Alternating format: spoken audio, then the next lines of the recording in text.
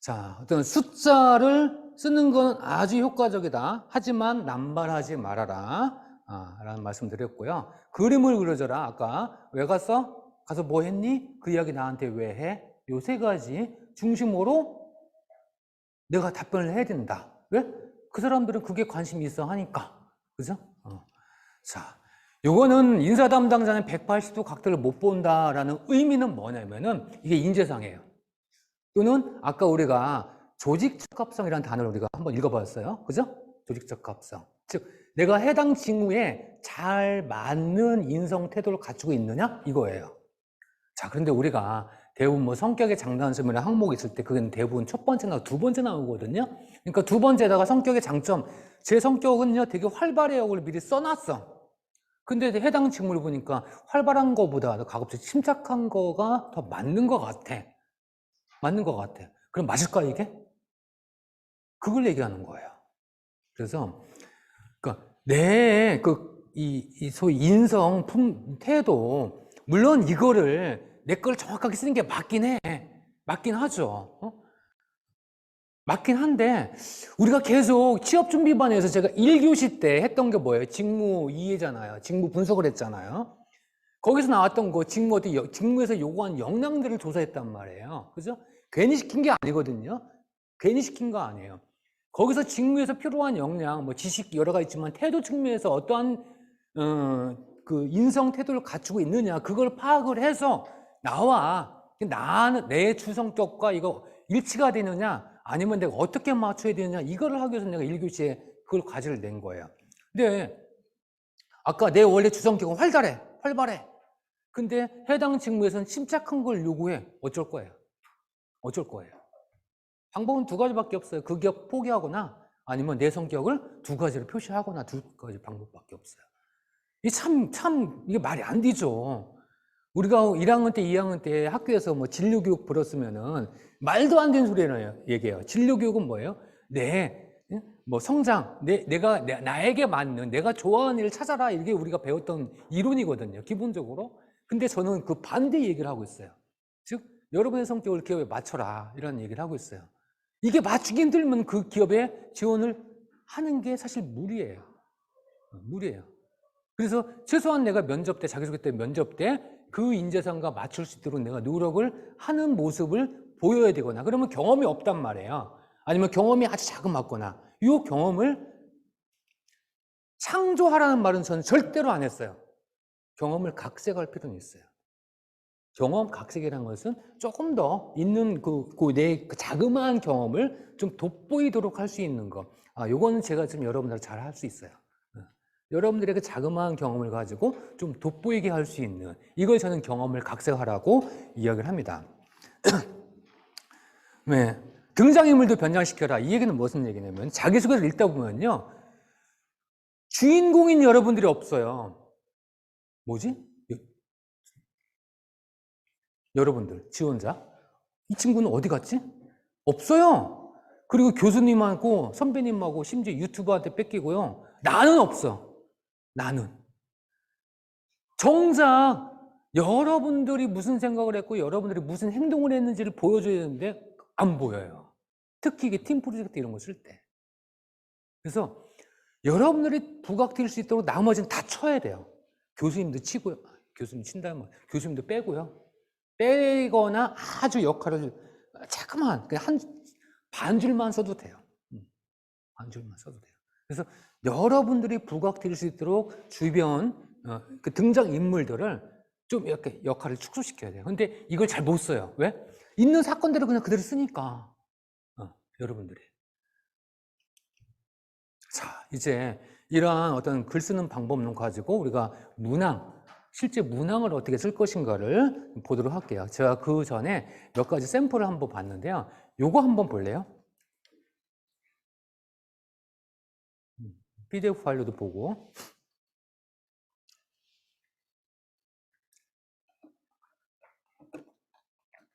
FC로 성장하기 위한 본인만의 경쟁력 및 보유 역량. 이거 직무 적합성이거든요. 가장 출제가 많은 거예요. 그거를 쓰는 거예요. 요걸 제가 뒤에 설명하겠지만 요걸 증명하기 위해서는 지식기술 관련 경험을 가지고 써라라고 제가 설명할 텐데 이 친구 이렇게 썼어요. 모 대학교 영문과 학생이거든요. 모 대학교 영문과 학생인데 이 친구는 전공 적합도도 안 맞죠, 당연히. 물론 뭐 FC가 뭐 전공 뭐 딱 일치한 건 아니긴 하겠지만 이 친구의 최대 강점은 3년 5개월 동안 4개 브랜드 편의점 아르바이트 한 거죠. 이게 여러 가지 의도가 있지만 자기는 편의점에 입사하기 위해서 이 아르바이트를 했다라고 다 포장을 했어요. 그리고 자기가 한 일을 빨간색으로 한 거. 편의점의 LSM 전략을 점주한테 건의했다. 어떠한 내용으로. 두 번째는 점포에 문제가 발생할 때 솔선수범해서 해결하고자 노력했다. 어떤 점포 매장 관리. 아까 얘기했죠. 그러니까 기업의 사람들이 원하는 그 내용으로 자기 거를 바꾼 거예요. 저렇게 제목을 빨간색으로 제목을 뽑아내는 거예요. 그럼 우리가 많이 수업 때 들었잖아요. MD가 하는 역할이 뭐야? MD가 하는 역할이 뭐예요? 여러 가지 업무가 있지만 첫 번째 상품 소싱하는 거, 두 번째 매출 확대하는 거잖아요. 그러면은 여러분들의 경험 속에서 경험을 저는 상품을 소싱해 본 경험이 있습니다. 아니면 상품을 소싱 기획을 해본 경험이 있습니다. 두 번째는 저 매출 확대 방안을 기획해 봤습니다. 이렇게 리드를 뽑아가요. 소제목, 이 중간 제목을. 왜? 이 친구 이런 거 해봤네? 그리고 여러분들이 경험을 쓰는 거예요. 이렇게 내 경험을, 요 리드를 어떻게 뽑을 것인가. 이거를 이제 그 인사 담당자, 그 기업의 입장에서 리드를 뽑아라. 이거 굉장히 중요한 부분이에요. 자, 이건 입사 후보를 쓴 거예요. 입사 후보를. 첫째, 둘째, 셋째. 물론 이게 뭐 3년 후, 5년 후 이렇게 표현하는 부분이 있지만, 첫째, 둘째, 셋째를 언제 어디서든 연락 가능한 경영자 전용 콜센터가 되겠습니다. 이제 우리가 FC에서 가장 중요한 게 점주한테 설득을 하거나 본사의 방침을 설득하거나 또는 점주의 의견을 잘 수용해주거나 이런 거잖아요. 그 콜센터가 되겠다.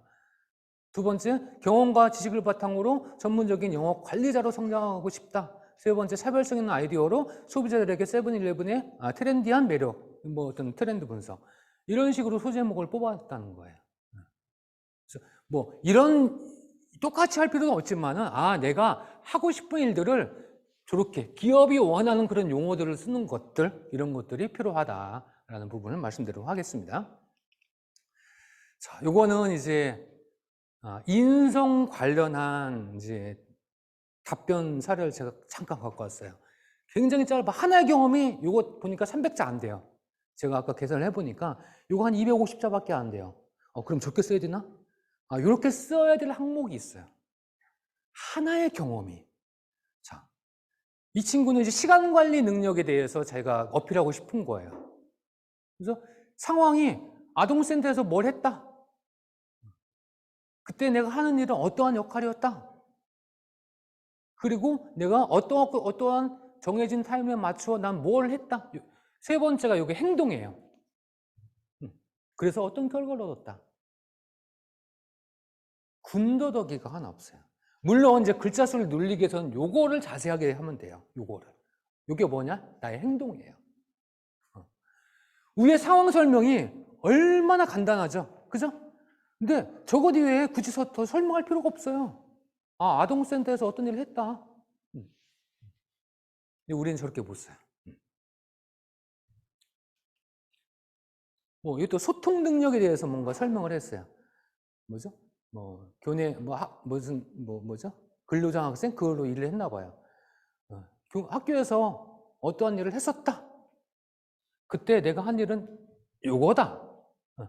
근데 여러분들이 생각하는 소통 능력은 뭐 친구하고 이렇게 말 잘하고 아니면 무슨 뭐 점심 같이 먹고 이런 얘기를 하잖아요. 이 친구는 소통을 하기 위해서 정확하고 어떤 데이터를 만들고 데이터를 근거로 어떤 업무를 처리한 거예요. 굉장히 다른 방법의 접근이에요. 자, 그런 식으로 내용을 정리한 거다. 이것도 300자는 안 돼요. 하나의 경험이 3줄에서 5줄 이내로 했는데 다 알아들어요. 있는 사람은. 희한하죠?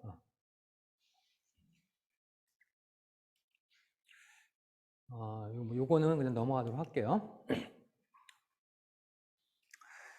요즘은 기업체에서 삼성을 필두로 한 여러 기업들이 여러분들의 전공을 1도 안 묻는 문항이 하나씩 있어요. 그 뭐냐면 최근의 사회 이슈 중에서 이슈 한 가지를 주제를 정하고 본인의 견해를 쓰세요. 이런 것들. 혹시 그런 거 써보신 분 계세요? 저 친구는 아까도 쓰고, 자네 써봤잖아, 그지? 그런 질문들. 이거는 내 경험 1도 안 쓰는 거예요. 내 견해를 쓰는 거예요. 그래서 뭐 계속 얘기하지만 산업과 기업과 이 트렌드를 공부할 수밖에 없는 거예요. 그럼 이쪽에 유통업계 이쪽도 그런 내용들이 좀 있어요. 뭐 현장을 방문하거나 최근 트렌드 이런 것도 굉장히 많이 나오잖아요. 우리가 주제 발표 제목들 다 그런 거잖아요, 그죠? 자, 가장 전통적이면서도 저는 이걸 얘기할 수밖에 없어요. 물론 이것도 자기소개 쓰는 이론도 그 서점에 가면요 굉장히 다양한 이론들이 되게 많아요. 저도 잘 모르는 이론들이 많은데, 그러면서 언제적 수탁기법을 아직도 학생들한테 설명하느냐라고 하시는 분들도 계시긴 한데, 저는 이거라도 잘 쓰면요 85점 이상 맞는다라고 설명드릴 수가 있어요. 글 쓰는 방법이에요. 자, 다 아시는 거예요. 시츄에이션, 태스크, 액션, 리절트 플러스 F, 필링, 마무리. 이거예요. 자, 그런데 아까도 말씀드렸다시피 스토리텔링과 이 방법의 차이점을 제가 좀 후에 설명드릴게요. 아까 왜 그런 행동을 했니? 요 Y라는 부분이 가끔가 나올 수 있다. 자, 이 부분이에요. 요거 저는 여러분들 자기소개서 쓸 때 먼저 쓰지 말아라, 절대로. 문항을 분석하는 연습을 하는 거예요. 문항을 분석해야 돼요. 이게 뭘 묻는 거야? 내가 어떻게 써야 돼? 이거를 먼저 해놓고 요 내용에 어느 정도 분량을 써야지. 요거는 저는 글의 구조화라고 해요. 구조화. 이걸 먼저 하고 쓰세요. 제가 이제 조금씩 설명드리도록 할게요. 설명할 게 되게 많네요. 일단은 어떻게 쓰냐면요. 하나의 경험을 쓸 때는 시츄에이션, 태스크, 액션, 리절트, 마무리를 쓰는데 대략 이렇게 주제목은 소제목이니까 빼고 분량을 시츄에이션 상황은 한 20%만 써야지. 그리고 태스크 뭔지 몰라도 한 10% 정도 써야지. 액션이 한 40% 이상 써야지. 리절트 이렇게 그냥 분량을 정해놔요. 인사 담당자가 가장 궁금한 게 이 중에 뭘까요? 우리 정우성님? 주제문 빼고 STAR 플러스 필링 마무리 중에서 어떤 걸 가장 궁금해할까요? 액션이에요. 자네가 뭐 했니? 이거예요. 이 부분이 제일 중요해요. 그러니까 당연히 그 부분에 대해서 내가 40% 정도를 써야 된다. 근데 제가 지금까지 수많은 친구들 자기소개를 보면은 이거예요. 이거 이렇게 써요. 그래서 첨삭의 대부분이 이거예요. 상황 설명 됐고, 아까 상황 설명 딱 2줄 내지 3줄로 끝내. 20%로 무조건 끝내. 그래도 다 말이 돼요. 제가 이제 막 고치잖아요. 이거 맞아? 하면은 맞대요. 그래서 여러분들이 자기소개 쓸 때 첫 번째 할 일은 상황 설명 2줄에서 3줄로 줄이는 일이에요. 이게 첫 번째 할 일이에요. 구구절절 관심 없다 이거예요. 무조건 경험을 2줄에서 3줄로 줄이고 시작하자. 아마 여러분 경험 정리 지금 떠올려 보시면 이 부분 지금 생각나실 거예요. 자, 액션 부분을 액션 1, 액션 2, 따라서는 액션 3. 첫째, 둘째, 저는 다음과 같이 행동했어요. 이렇게 쓰도록 연습해 보자. 그러니까 저 45%라면은 액션 1 15%, 15%, 15% 이렇게 쓰는 거예요. 두 개라면은 한 20%, 20%씩. 그죠? 그래서 항상 내가 쭉 행동도 서술형으로 쓰지 말고 내가 액션 부분에서 내가 3가지를 써야지. 그 3가지 또 키워드를 어떤 거 중심으로 쓸까? 항상 이렇게 구조화 시키세요. 이 구조화 시키는 방법이요. 글쓰기도 되게 쉽고요. 좀 이렇게 익숙해진다면 내용도 되게 간명해져요. 자, 그래서 그 일반적인 경험은 스타 기법으로 이렇게 구조화해서 쓴다. 절대로 상황 설명 길게 쓰지 말자. 액션은 한 45에서 45% 쓰도록 하자. 그런데요, 미안하게도요, 자기소개서는요, 좀 전에 설명드렸던 하나의 경험을 쓰는 방법은요, 5문항이면 2문항 정도밖에 안 나와요. 나머지는요, 여러 경험을 써야 돼요. 적어도 한 3가지 정도? 그러면은 천자에 3가지 경험을 쓸 때는 하나의 경험이 몇 글자여야 돼요? 300자 내야 되잖아요. 그죠? 300자, 300자, 300자 대충 뭐 서두하고 결론 쓰려면은 한 경험을 300자로 써야 돼요. 아까 그 샘플처럼. 근데 그렇게 쓰는 방식이 자기소개서의 60%, 70%가 돼요. 그걸 저는 이제 SA 기법이라고 해요. 즉 어떤 상황에서요, 나 무슨 행동했어요, 이렇게 쓰는 거예요. 자기소개서 대부분은. 그래서 질문마다 쓰는 방법이 틀리다, 이걸 이해하시면 돼요. 이거 제가 넘어갈게요. 자, 그러면은 우리가 스타 기법과 SA 기법 2개를 설명을 들었어요.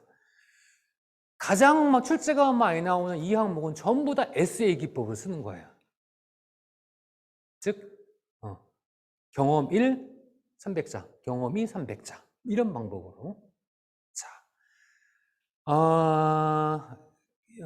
여러분들 마음속으로 다 한번 읽어보시고요. 우리 앞에 계신 인성님이시죠? 인성님 성장과정 크게 한번 읽어보실래요?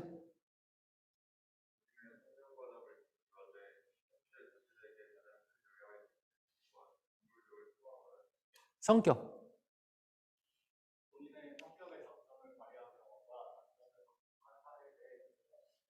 동규 씨는 이제 회사 지원 동기.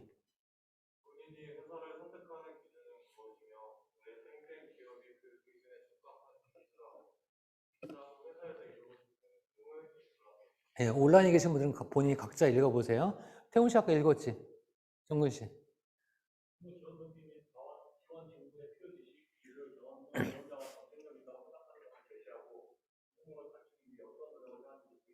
예, 요 4가지 쓰는 방법을 설명드릴게요. 첫 번째, 자, 본인의 성장 과정을 기술하되 현재 자신에게 가장 큰 영향을 끼치는 사건, 인물을 포함해 기술하세요. 요게 이제 가치관 중심의 성장 과정을 쓰는 방법이에요.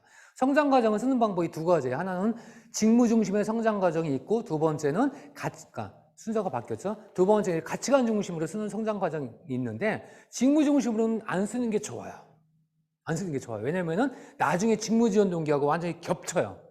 그래서 성장 과정은 가치관 중심으로 쓰는구나 라고 이해하시면 돼요. 그리고 저 성장 과정을 이어 보면은 성장 과정을 쓰러가면서 성장을 쓰지 말라고 한다, 이게 뭔 얘기일까요? 딱 2가지예요. 초등학교 때, 중학교 때, 고등학교 때 얘기 쓰지 말고요, 그리고 부모님 얘기 쓰지 말아요. 그게 저 성장 과정을 쓰러가면서 성장을 쓰지 말라고 한다, 그 얘기예요. 왜 고등학교 때 얘기 쓰면 안 됩니까? 이게 이론이 있어요. 역량 이론인데 제가 그걸 지난번에 잠깐 설명한 것 같은데, 최근 3년에서 5년 사이의 경험을 쓰는 거예요, 대부분이. 그럼 여기서는 성장 과정에서의 경험은 뭐냐면은, 예를 들어서 이거예요. 내 가치관, 내 생활 신조, 아니면 이 질문처럼 나한테 영향을 미친 사람, 만약에 박지성이다. 저는 박지성을 존경합니다. 박지성 존경? 존경합니다. 제가 박지성을 존경한 이유는 어떠어떠한 이유 때문입니다, 라고 얘기를 했어요. 그게 첫 번째, 2번째 줄이에요. 이유는 간단히 써도 돼요. 자, 그 다음에는 나의 경험을 써야 되는데, 어떤 경험을 쓰느냐? 내가 박지성을 존경하는 이유 있잖아요. 그래서 박지성은 정말 꾸준하게 성실하게 최선을 다해서 자기 일을 했습니다. 그게 내 성장 과정이 됐습니다. 내 생활 신조가 됐습니다 하면은 내 경험 뭘 쓰느냐? 내가 꾸준하게 성실하게 해왔던 행동을 쓰는 거예요. 여기서 꾸준하게 성실하게 단어 이외에는 다른 단어는 전부 다 뺀다. 아까 얘기했죠? 그렇죠? 한 놈만 패라라고. 그런 경험을 한 2개 정도 쓰는 거예요. 이게 성장 과정이에요. 그러니까 초등학교 때 수학을 좋아하다가 고등학교 때 국어를 좋아하고 이런 식으로 쓰는 게 아니에요. 그죠? 편입을 해고 군대 갔다 오고 이렇게 쓰는 게 아니에요. 그래서 여기서도 보면은 현재 자신에게 가장 큰 영향을 끼치는 인물이나 사건을 중심으로 써라. 이게 생활신조. 나는 누구한테 영향을 받았다, 아니면 어느 책으로부터 영향을 받았다, 이런 식으로. 이해하시나요? 자, 두 번째는 성격의 장단점을 쓰는 방법이에요. 요즘은 단점만 쓰는 경우도 되게 많이 나와요. 단점 괜찮아. 단점을 어떻게 극복했는지 난 그걸 듣고 싶어. 이런 식으로 질문 많이 나오는데, 만약에 장단점을 동시에 물어본다면은 한 장점은 한 60에서 한 65% 정도, 단점은 한 35에서 40% 정도 분량을 그렇게 쓸까? 그럼 단점을 하나만 쓸까? 아니면 두 개를 쓸까? 만약에 장점을 두 개를 쓴다면은 한 70% 정도 이렇게 배치해 놓고 써요. 자, 그리고 내가 두 개를 쓸 경우에는 아까 얘기했죠? 저는 다음과 같이 장점 두 가지가 있어요. 첫째, 책임감이에요. 둘째, 성취감이에요를 자리 배치해 놓고 성실했던 경험을 쓰는 거예요. 무슨 방법으로? 어떤 상황에서 어떻게 행동했어요.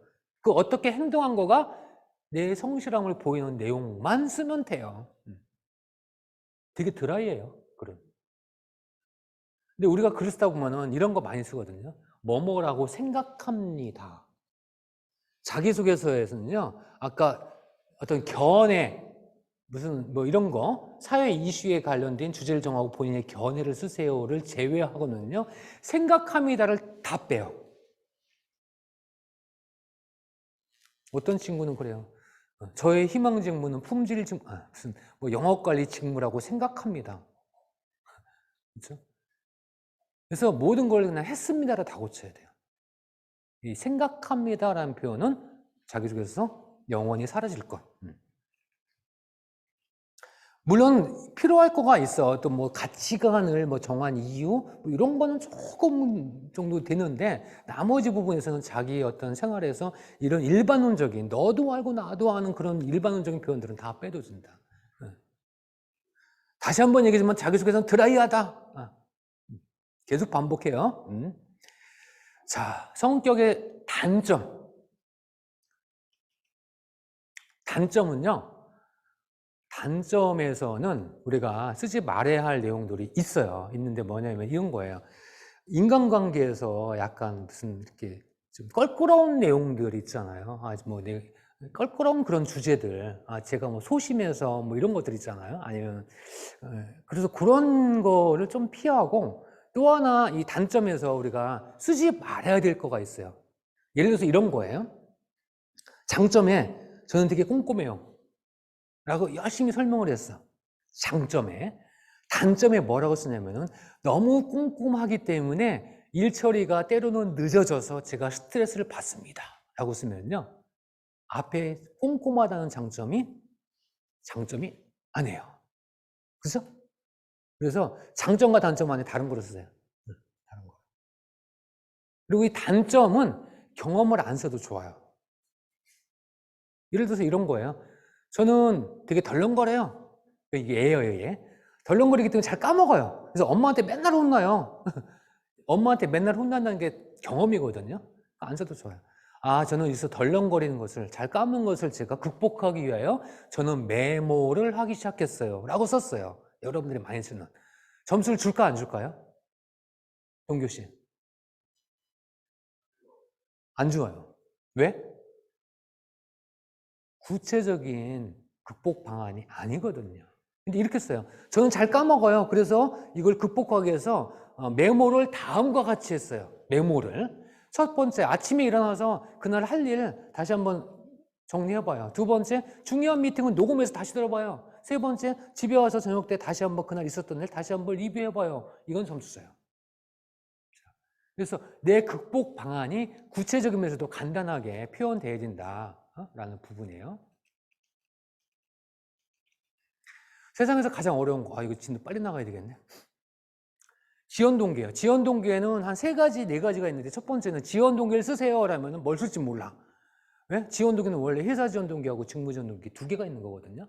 근데 지원 동기를 쓰세요 이러면은 사실은 뒤에 문장 살펴봐서 회사 지원 동기, 직무 지원 동기를 저조하게 써야 돼요. 이거는 이제 약간 출제가 잘못된 거야. 두 번째, 세 번째가 가장 많아요. 회사 지원 동기와 직무 지원 동기 묻는 거.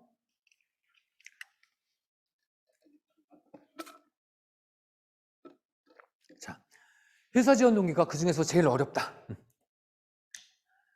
이 질문은 회사 지원 동기와 입사 후 포부가 같이 붙어 있는 문장이에요. 대부분 이렇게 나오거든요. 이게 천자 쓰세요 그러면은 회사 지원 동기 500자 쓰고 입사 후 포부 500자 쓰고 붙이는 거예요. 왜? 입사 후 포부는 현재형, 과거형, 미래형? 미래형이에요. 뭐뭐 하겠습니다예요. 입사 후 포부에는 뭐뭐 했습니다. 쓰지 말아요. 쓰더라도 조금만 쓰는 거예요. 입사 후 포부는 전부 다 뭐뭐 하겠습니다. 미래형이야. 그죠? 자, 그러면 그래서 회사 지원 동기는 앞부분이란 말이에요. 본인이 회사를 선택하는 기준은 무엇이며 이렇게 나오거나 아니면 당신이 롯데백화점에 지원한 이유는 뭐예요? 이렇게 묻는 거예요. 둘 중에 하나예요. 그래서 틀을 이렇게 잡아놔요. 많은 친구들이 여기 이 회사 지원 동기에 주인공을 또 뺏겨요. 누구한테? 롯데백화점은, 롯데쇼핑은, 뭐 이마트는 부터 시작을 해요. 근데 질문이 뭐야? 당신이 우리 회사에 지원한 이유야. 그럼 제가 지원한 이유는 이렇게 써야 되는데 꼭 주인공을 다 뺏겨버려요. 그래서 무조건 뭔지 몰라도 저는 아니면 제가 회사를 지원한 이유는 이렇게 써놔요. 요 틀대로 써놔요. 요 틀대로. 자, 그래서 여기서 이제 회사 선택 기준을 내가 써야 되는데 이게 사실 가장 어려워. 가장 어려워.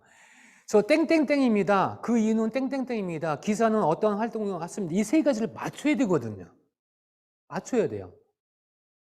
그래서 본인의 경험으로부터 출발하면 제일 좋아요. 그렇다고 해서 많이 방문해 봤습니다. 이런 경험 말고, 이런 경험 말고. 그래서 제가 한 두 가지 버전을 그냥 한번 만들어 봤어요. 첫 번째는 이런 버전이에요. 제가 회사를 선택하는 기준, 이거 대기업용 버전이야. 제가 회사를 선택하는 기준은 기업의 성장과 종업원의 성장을 중요시하는 회사에서 근무하고 싶어요. 이게 내 선택 기준이에요. 왜? 종업원의 성장을 중요시하는 기업이야말로 종업원들이 열심히 회사의 어떤 성장을 위해서 기여하기 때문이라고 생각합니다. 그 이유야. 근데 당신의 활동을 보니 회사의 성장은 어떻게 하고 있고 종업원이 이 성장을 위해서 어떠한 활동을 하고 있습니다. 이건 조사가 되잖아. 그러한 당신의 활동이 내가 선택 기준과 맞아서 내가 지원했어. 철저하게 내 주인공이 나가야 되는 거거든요. 그래서 이 내용이 좀 어설퍼도요. 무조건 이틀을 잡아놓으세요. 전음부터 쓰세요. 제발 이 자리에다가 삼성은 뭐 롯데는 주인공 절대로 뺏기지 말아요. 뭐 그에 감동하여 이런 거 되게 많이 봤거든요. 직무지원 동기 이게 자기소개서의 가장 중요한 부분이다. 이 직무지원 동기는 단순하게 직무지원 동기만 묻는 경우도 있고 얘처럼 직무지원 동기와 그 후에 노력을 써라. 그 후에 노력이 저렇게 질문이 기른 거예요. 그러니까 이 질문은 직무 지원 동기 및 그 후의 노력이에요. 그러면 직무 지원 동기는 대략 한 뭐 10%, 15% 쓰고 그 후의 노력을 어떻게 쓸까? 그래서 요거가 이제 계속 제가 반복한 지식, 기술 관련 경험으로 쓰는 거예요. 우리가 취업 준비 위반 때 했던 거. 자, 저는 땡땡 직무를 선택했어요. 제가 선택한 계기나 이유는 뭐예요? 이거 한 3줄 정도만 쓰면 돼요. 그리고 그 땡땡 직무의 경쟁력을 높이기 위해서 나는 무슨 노력했어요? 그러면서 첫째, 둘째, 셋째. 첫째, A 과목에서 이런 내용을 배웠어요. 롯데 드림메이커에 대해서 이런 것을 공부했어요. 아까 직업교육에서 어떤 내용을 배웠어요? 라는 것을 첫 번째 쓰시고, 두 번째, 엑셀 가지고 뭐 수많은 프로그램 돌려봤어요. 뭐 R 프로그램 가지고 뭘 만들어봤어요? 이게 여기에요. 아니면 자격증 내용, 자격증을 공부하면서 어떤 내용을 심화 학습했어요? 라는 부분이 두 번째. 그 다음에 세 번째는 이제 뭐 팀플, 아니면 공모전, 아니면 현장 어떤 방문, 뭐 여러분들이 했던 여러 가지 그런 활동들을 통해서 세 번째 거를 쓰는 거. 그러니까 이 세 번째 것도 길어야 한 400자? 이게 보통 한 1000자 정도 쓰거든요. 보통 이 항목이. 그러면 요거 한 300자, 요거 한 200자, 이거 400자 하면 얼마야? 900자죠? 이것만 해도 900자예요. 그러니까 1000자 쓰는 게 각자 1000자를 쓰는 게 아니라 요거 한 250자 써요.